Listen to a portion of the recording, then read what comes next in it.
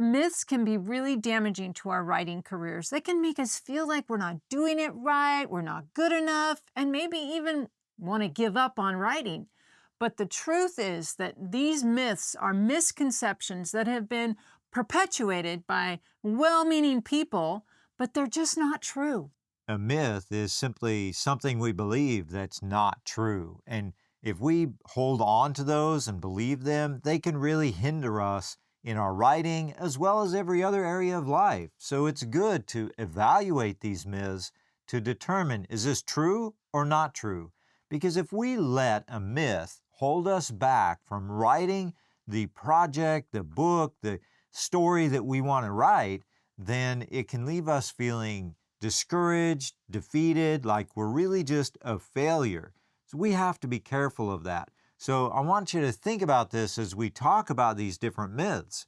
Are they true? Are you believing something that is holding you back that's just not true? Now, these myths can keep us hostage to fear because we're afraid that we're not going to do it right.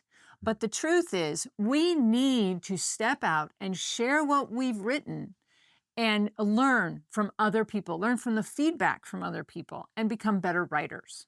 So let's talk about 8 myths that could be potentially holding you back. The first one is that writers need to know everything before they start, and that's just not true. Writing is a process of discovery. That's true if you're a pantser, that's true if you're an outliner as well. So if you're a plotter or an outliner, just understand that writing is discovery. And as you write, you will discover new things, and that's part of what makes writing fun. It makes it a lot of joyful activity when you're writing and you go, oh, I got this great idea. That's where it really gets fun. Yes, it does. So if you think you have to know everything in advance, that's a myth. I would encourage you to start writing. Myth number 2 is good writers don't need editing, and that's just not true. Even best-selling authors need an editor to take what they've written and make it even better. See, this messed me up for a while because I was not confident in my writing, in my grammar, and all of that.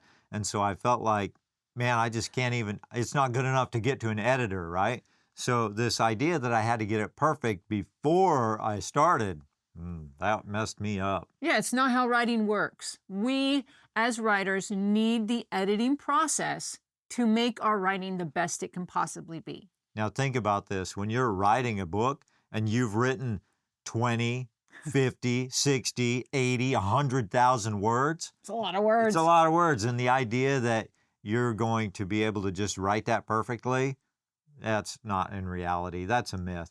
You have to have editing. Writing myth number 3 is that you have to write every single day. I believed this one at first. Yeah, we have very different writing schedules. And what I have found is that the idea that you have to write every day just isn't reality. Some writers can do that and do really well at that. But most of us have jobs and kids and family and responsibilities that Busy lives. require our time. And so it's a myth to think that you have to write every day. What's important is to figure out a writing schedule that works for you in your daily life and your activities and responsibilities. Now for Angie, she can go a little bit longer between writing sessions and still be productive. For me, I need to write more frequently so the story stays in my head. So if I write 2 or 3 times a week, I'm in good shape. But I don't have to write every day. I just don't have time for it. Maybe you do. Myth number 4 is writing has to be super serious and literary to be good. What I found is that even nonfiction writers can fall into this trap and think that everything they write has to be super academic. And that's not true. There's so many different types of writing, and the whole point of writing is connecting with your reader. And to do that, you have to write in a way that they can receive it. And not all writing has to be literary or academic and using high words. Sometimes writing in a simple form to convey your point or your story, that's more important than creating a literary work that is going to win all kinds of prizes because of the flowery language or something like that. We don't have to have flowery language or academics to be a good writer. Myth number 5 tripped me up a little bit, and it's the idea that you're born with this innate ability to write and it can't be developed or learned. And that's really not the truth. You may have a proclivity to writing, or you may have a proclivity or a talent for something else, but you can still learn and develop your skills. So if you're struggling with this idea that, oh, I'm just not born with it, it just doesn't come natural to me, that's a myth.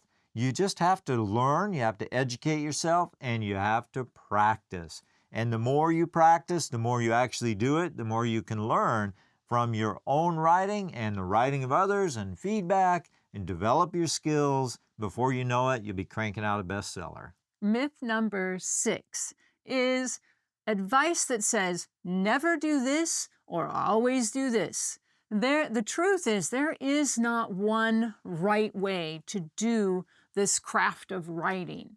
The truth is that we all are unique individuals, and our writing is going to be unique to us. You got to be careful when you start using these global terms or accepting this global advice like always, never. It doesn't leave room for individuality in what we're doing.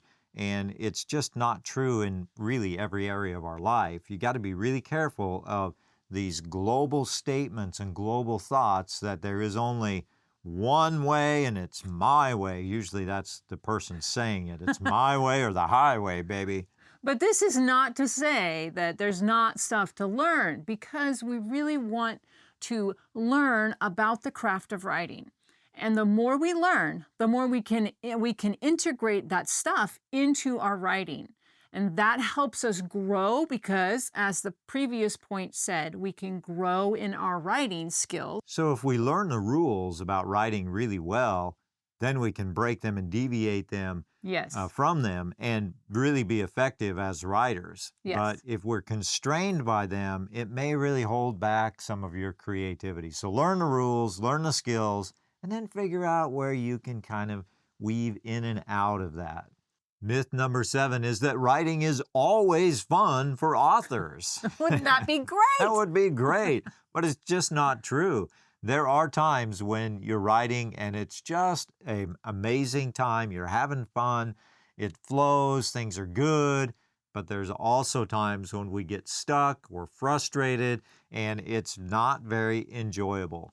And it's hard when that... Tedious times. Tedious, yeah. I mean, it's hard because there's times when we really just struggle to press through on a writing project, or there's a point where we just don't know what to do next, or we lose creativity. You have to press through that. And as you do, then you'll find the joy again. But don't believe that it's always fun. Sometimes it's just hard work. Myth number 8 is, if I get stuck in writer's block, I must not be a real writer.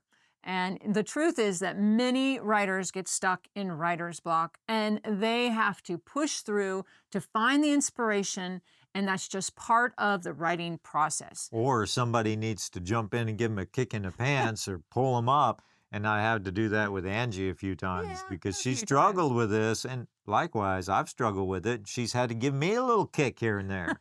Yeah, this myth really resonates with me because, like you just said, I struggled with this. But I came to realize that finding the right tools and skills and allowed me to overcome this myth and this obstacle. And I learned I can overcome any obstacle, and so can you. Now, if any of these myths have held you back from writing your first book or the current book you're working on, check out this video. If you have a belief that holds you back, let us know in the comments and we can chat about it and we can figure out if it's real or if it's a myth. Thanks for watching.